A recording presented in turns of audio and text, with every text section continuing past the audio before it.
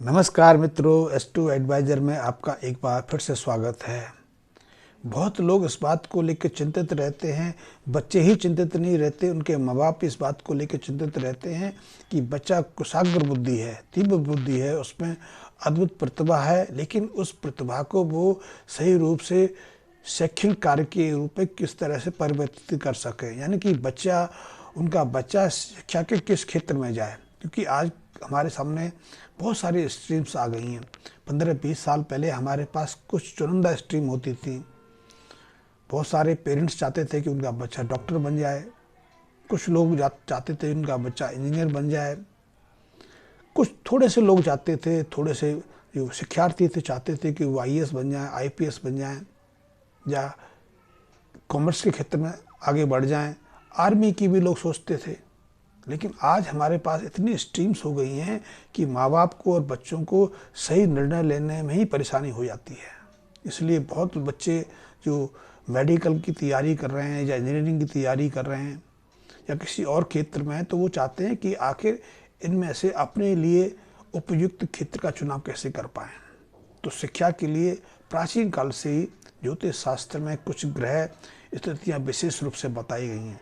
जैसे यदि हमारी जन्म कुंडली में बृहस्पति शुभ भाव में, शुभ प्रभाव में है, सबल हैं, इसके साथ में शुक्र का जो जो प्रबलता है वो भी अद्भुत है, मंगल भी प्रभावपूर्ण है, चंद्र सूर्य की स्थिति भी अच्छी है, पाँचवें भाव का स्वामी, 10वां भाव 10वें भाव का स्वामी, दूसरे भाव का स्वामी, ये सब शुभ स्थितियाँ में हैं, प्रबल स्थितियाँ में हैं। तो निश्चित रूप से ऐसे व्यक्ति मंगल, बृहस्पति और शुक्र के सहयोग से तकनीक के क्षेत्र में, इंजीनियरिंग क्षेत्र में सफल ही नहीं हो सकते, सहजता से उसमें प्रवीण हो सकते हैं, सहजता से इंजीनियरिंग को पास करके आगे कामयाब हो सकते हैं। तो जिन लोगों की जन्म कुंडली में बृहस्पति और शुक्र प्रबल बन के बैठे हैं, मंगल और शनि का इन ग्रहों के साथ मिलन बन के बैठा हुआ पंचम भाव उनका प्रबल है, 10वां भाव उनका प्रबल है, शक्तिमान है, तो निश्चित रूप से ऐसे लोग इंजीनियरिंग क्षेत्र में सफल हो सकते हैं। उनके इंजीनियरिंग में सफल होने के साथ साथ अच्छी नौकरी, अच्छी जीविका, अच्छी जीवन में स्थापना सहजता से हो जाती है। क्योंकि तकनीकी क्षेत्र में शनि का और मंगल का बहुत महत्वपूर्ण योगदान रहता है। यदि ये दोनों ग्रह शुभ भाव में, शुभ स्थिति में हैं और इनका मेल बृहस्पति और शुक्र के साथ में हो रहा है, तो निश्चित रूप से ऐसे जातक इंजीनियरिंग क्षेत्र में न केवल कामयाब होते हैं, बल्कि अपनी बुद्धि का लोहा पूरी दुनिया को मनवा के रखते हैं। ऐसे में यदि आपकी जन्म कुंडली में बृहस्पति और शुक्र अच्छे शुभ योग में हैं, तो आप इंजीनियरिंग कर सकते हैं। इसके अलावा बुध शनि का मेल, राहु का मेल, ये तकनीक क्षेत्र में सफलता दिलाने में, तकनीकी क्षेत्र में सफलता दिलाने में, उच्च पद पर ले जाने में भी सहयोग करता है। और ऐसे में यदि मंगल का सहयोग मिल जाए, मंगल भी अपना प्रभाव देने लगता है, तो ऐसे लोगों को सहजता से तकनीकी क्षेत्र में सफलता मिल जाती है। वो कुछ ना कुछ बना के, कुछ ना कुछ नवीन कार्य करके, किसी न किसी टेक्नोलॉजी पर अग्रसर होकर अपनी योग्यता, अपनी बौद्धिक क्षमता का लोहा मनवा के छोड़ते हैं। ऐसे में आपके लिए मेरे सुझाव हैं, यदि आपकी जन्म कुंडली में बृहस्पति शुक्र अच्छी स्थिति में है, मंगल शनि बुध भी अच्छी स्थिति में है, राहु का अच्छा प्रभाव मिल रहा है, तो आपको निश्चित रूप से इंजीनियरिंग के क्षेत्र में जाना चाहिए। इंजीनियरिंग क्षेत्र में जाना नहीं, अपनी बुद्धि क्षमता का लोहा भी दुनिया के सामने बनाना चाहिए।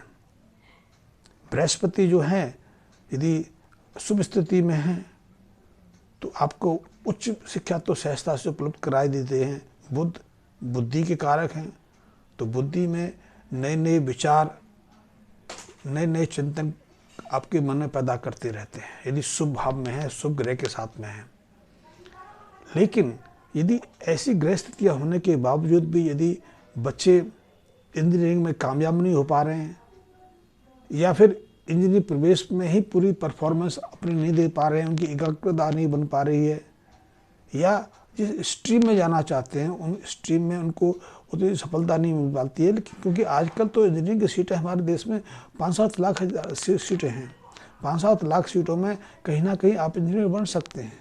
ज़रूरी नहीं है कि आप IIT में जाएं, IIIT में जाएं, नीट, कहीं से भी आप इंजीनियरिंग कॉलेज की डिग्री ले सकते हैं, लेकिन अच्छी डिग्री के साथ में अपनी योग्यता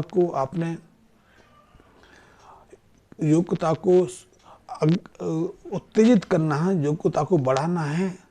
तो उसके साथ में ऐसे ग्रह योग के साथ लाल किताब संबंधी कुछ उपाय की आप मदद करेंगे तो निश्चित रूप से न केवल आप अपने क्षेत्र में कामयाब हो जाएंगे, बल्कि इन तकनीकी डिग्रियों के साथ IAS IPS में भी सेलेक्ट हो सकते हैं। क्योंकि बहुत लोग ऐसे कार्यों से हो सकते हैं, क्योंकि ये लाल किताब के जो उपाय हैं ये ग्रहों की स्थितियों को, ग्रहों की अनुकूलता को और सहज बना देते हैं। तो यदि आपकी जन्म कुंडली में ऐसे ग्रह योग हैं तो मंगल राहु का प्रबल बनाने के लिए आप घर में सबसे पहले तो कोशिश करें कि 11 ग्राम से ज़्यादा वजन की, 21 ग्राम की हो तो भी अच्छा है, उससे बड़ी हो तो भी अच्छा है, ठोस चांदी की गोली बनवा के अपने घर में स्थापित कर रहे हैं। चांदी की ठोस गोली से राहु के शुभ प्रभाव हमको मिलने लग जाते हैं कि चांदी चंद्रमा की होती है, लेकिन चंद्रमा राहु को सही मार्ग पर लाने में बहुत मदद करते हैं। तो सबसे पहले तो आप चांदी की ठोस गोली बनवा के अपने घर में रखें। ऐसे जातक जिनकी जन्म कुंडली में इंजीनियरिंग बनने के, तकनीकी शिक्षा प्राप्त करने के युग विद्यमान हैं, उन्हें नियमित रूप से बड़ के वृक्ष पर जाके उसकी जड़ में दूध और पानी का मेल, यदि उसमें थोड़े से चावल डाल के आप ले जाएं तो और अद्भुत है। इसको बड़ की जड़ में चढ़ा के जो मिट्टी गीली होती है उस मिट्टी का तिलक लगा के आपको ये उपाय करना है। आप इस उपाय को नियमित रूप से निरंतर कर सकते हैं और शुरुआत में इस उपाय को 43 दिन तक जारी रख सकते हैं। इस उपाय से आपकी जन्म कुंडली में बृहस्पति, मंगल और चंद्र तीनों प्रबल बनते हैं। बुद्धि आपकी एकाग्र होती है, आप जो भी कार्य करते हैं उसमें निश्चित रूप से सफल होकर ही आप हटते हैं। तो ऐसे में जिन बच्चों को अपनी इंजीनियरिंग की परीक्षा में पूरी तरह सफलता नहीं मिल पा रही है, वो निराश हो रहे हैं, या जिस जगह से वो इंजीनियरिंग करना चाहते हैं वहाँ उनको प्रवेश नहीं मिल पा रहा है, दूसरे कॉलेज से वो सेटिस्फाई नहीं है, वहाँ वो तालमेल नहीं बैठा पा रहे हैं, तो ऐसे बच्चों को ये उपाय अवश्य करने चाहिए। इसके अलावा चांदी का एक चौरस टुकड़ा बनवा के उन्हें गले में धारण करना चाहिए, या फिर अपनी जेब में, जो सामने की जेब होती है उसमें स्थापित करके रखना चाहिए, उसमें हमेशा अपने पास रखना चाहिए। इसके अलावा कुत्तों को, कौओं को वो भोजन करा सकते हैं। कौओं के लिए दही में देसी खांड डाल के वो दोनों कौओं को खिला सकते हैं। कौओं से हमारी बुद्धि सकारात्मक बनती है। हम कई चीज़ जिनमें असफल हो रहे हैं, जिसमें सफल नहीं हो पा रहे हैं, वो सफलता हमें सहजता से मिल जाती है। ऐसे उपाय हम किसी अन्य व्याधियों में भी कराते हैं, लेकिन यही उपाय हमें हमारी शैक्षिक क्षमता में अग्रसर करने में मददगार हो। इसके साथ में आप एक मिट्टी के कुंजी में मिट्टी का बर्तन लेके उसमें देसी खांड भरें और उसको देसी खांड को ले जाके आपने उसके मुंह को बंद करके, चाहे तो मिट्टी के ढक्कन से बंद कर सकते हैं और उसके ऊपर कपड़ा बांध सकते हैं, और उस मिट्टी की कुंजी को देसी खांड सहित किसी बीरन स्थान पर आप उसको गड्ढा खोद के, गहरा खड्डा खोद के, यानी कि 1-1.5 फीट का गड्ढा हो, उसमें दबा सकते हैं।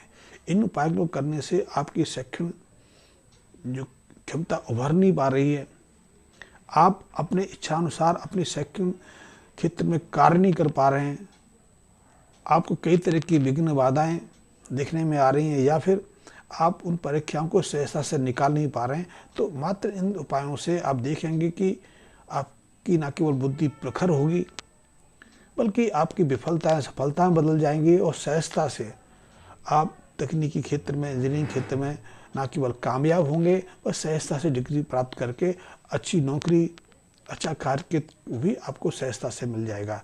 धन्यवाद मित्रों।